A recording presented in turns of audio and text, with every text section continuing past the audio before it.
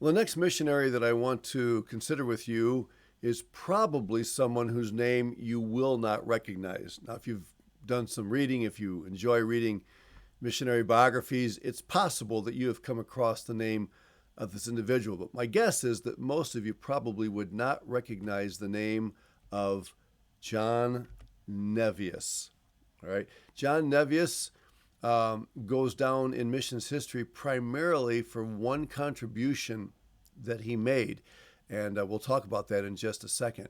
The interesting thing about that contribution is that it really came to be a contribution during a very small window of time that he spent in a country where he did not live most of his life. I mean, it's just interesting how God works, and I'll explain that to you here as we move along. Nevius was born in 1829 and lived 64 years. Now remember, David Livingstone lived about 60, and so Nevius lived about the same length of time. He was a New Yorker from America and gave his life to serve the Lord. And he served in two countries, Korea and Japan. Now, what I want you to notice about these countries is that really the amount of time that Nevius spent in Korea was very, very small.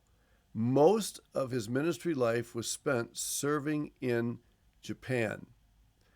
And we really don't know a whole lot about his ministry there. You can read some details about his work in Japan, but the spotlight on John Nevius and that which we have gleaned from his ministry today comes about as a result of a mere 2-week visit to the country of Korea.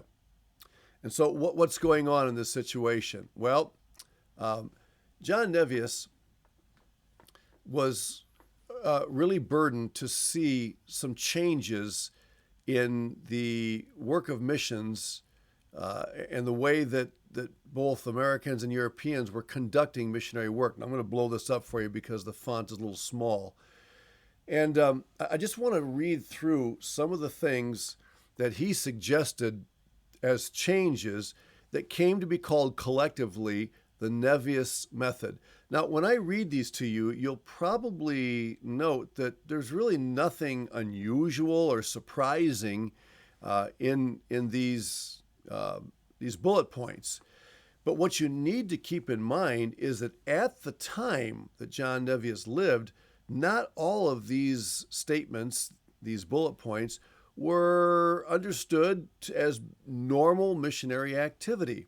Some of the things that you and I take for granted today and understand as normal, expected missionary activity would not necessarily have been the case back then. Remember the case of William Carey. William Carey wanted to go to India, and some of his brethren said to him, when God is ready to send the gospel to the heathens, he's going to do it his way and without our activity. And we look at that today, we say, that's strange. Who thinks that way today? But that was the mindset in the days of William Carey. So with regard to John Nevius, we can say the same thing. Notice his first bullet point. Christians should continue to live in their neighborhoods and pursue their occupations, being self-supporting and witnessing to their co-workers and neighbors. Now, what you need to keep in mind is that at that time, the standard way of doing missionary work in foreign countries was to place all the missionaries on a compound or mission station, as they were sometimes called. In other words, it became kind of a little foreign neighborhood isolated from the rest of the country. And then from that neighborhood, they would venture out and conduct missionary business and then come back and stay on the compound. And Nevius says there's something wrong with that. If we're going to reach people, we need to live among them. Jesus lived among the people. In the book of Acts, people traveled and stayed among the people where they served. And so one of the reasons we're not seeing more results is because we're isolating ourselves from people. Now, again, you and I would take that pretty much for granted today. Yeah, it makes sense that if God's going to take you to a certain country to serve, like Japan in Nevius's case, then we should live in a typical Japanese home in a Japanese neighborhood and try to get to know our Japanese neighbors, you see. But that was something that was fairly new, and it met with some resistance. The second bullet point, missions should only develop programs and institutions that the national church desired and could support. All right? Now, this is extremely important. Typically, American and European missionaries lived on a much higher standard of living than did the people to whom they ministered. And that is still true today in many cases. America is a very affluent country. The standard of living is much higher, and typically missionaries live on higher standards of living. Now that is not always the case. Sometimes missionaries go and they determine they're going to live on the same economic level as the nationals they're trying to reach. And we'll talk more about that issue later on in the semester, in the course. But let me just say that John Nevius had a point. Basically, what he was saying was, if I start a ministry on the mission field and then I die and am no longer there to oversee that ministry, will the nationals have the resources necessary to carry that ministry forward? And if they don't, then we should think twice about starting a ministry like that in the first place. And this is all part of what we call nationalization or indigenization. Remember, at the beginning of the course, I gave you that long list of terms, and one of those terms was indigenous church. And the idea there is that the whatever ministries we begin as foreign missionaries, the nationals should be able to take over and sustain without our help. Now, that doesn't mean the missionary leaves and immediately cuts everything off, but it does mean that ultimately those works are going to have to be sustained and move forward by the faithful ministry of the national believers. And so Nevius said, let's only begin works, ministries that they can sustain. All right. The third bullet point, the national churches should call out and support their own pastors. Now, again, you might look at that and say, well, isn't that obvious? Isn't that what missionary work is all about? You plant a church or you start a seminary and then you turn the leadership over to the nationals. And that goes back to that term national church, where you actually hand the authority over. You give the keys, if you will, to the nationals.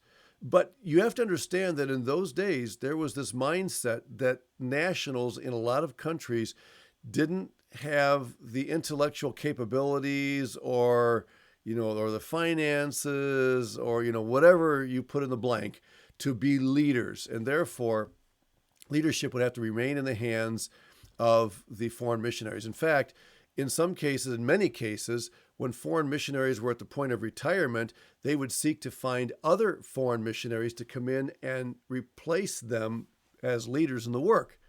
And Nevius says, wait a second. Is that what the scriptures teach us to do? Is that what the Apostle Paul did when he started churches? Didn't they ordain pastors, local pastors, to take over those works?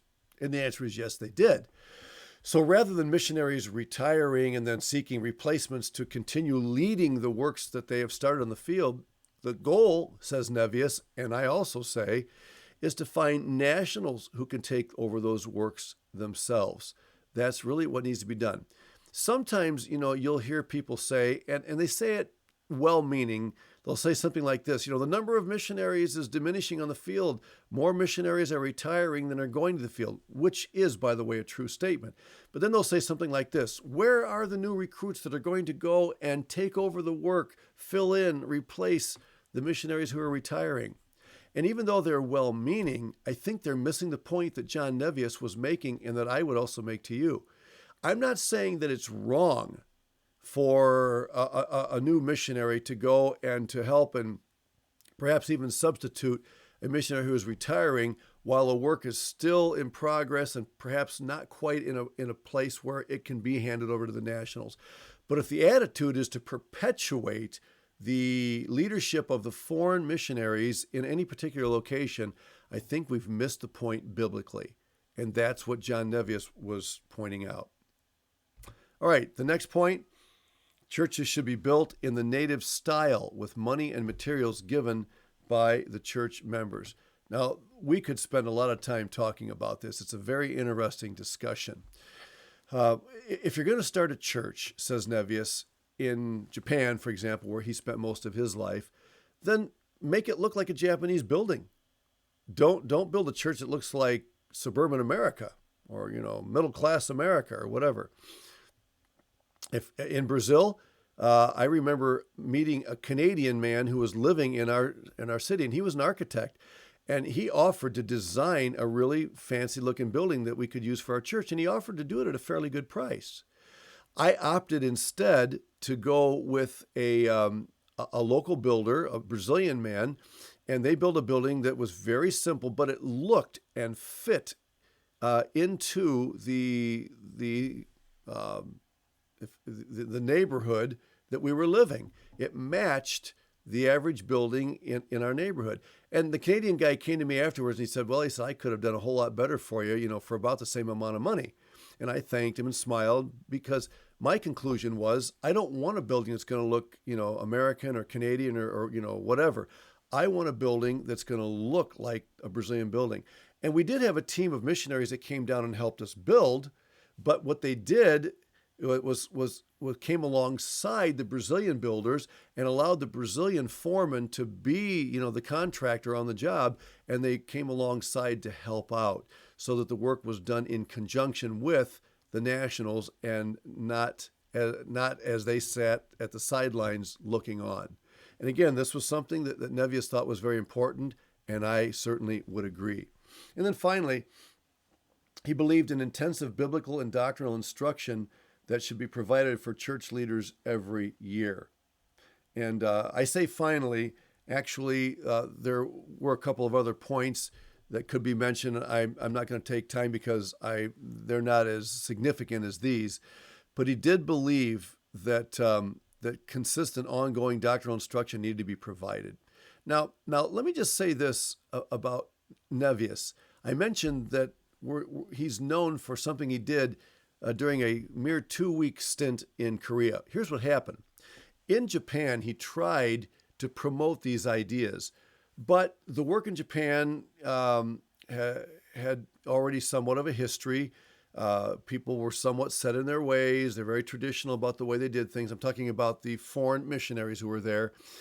And neither the foreign missionaries in Japan nor the nationals really thought that this was a good idea. They were happy with the way they were doing things. He went to Korea to speak in a conference, and he was there for 2 weeks. And in that conference, he unfolded this plan of his. And in contrast to the Japanese, the Koreans embraced this idea, and it became standard procedure for them. And by the way, they saw a lot of fruit born. Churches started, works turned over to the nationals, and so on. Now, I'm not saying that in order to say that the Koreans are superior to the Japanese. Please understand that. This is not in any sense a racial comparison. There are a lot of things that are behind this, and probably mostly as it relates to the missionaries, the foreign missionaries themselves. But the country of Korea did, in general, show more willingness to adopt Western ideas than the Japanese did. Part of that is because Japan is an island nation and it was isolated from Western influence for a long time. So again, this is not, I'm not putting down the Japanese and trying to exalt the Koreans. It's just the reality of the situation as it was then. And today, I think you'll find a much different scenario. But because of those 2 weeks that he spent there, and because these missionaries and nationals adopted these ideas, they were not only perpetuated there, but they were propagated on other mission fields. And today, a lot of what we do in missionary work, and a lot of what agencies promote as good methodology, reflects John Nevius and his ideas. And for that, we give thanks to the Lord.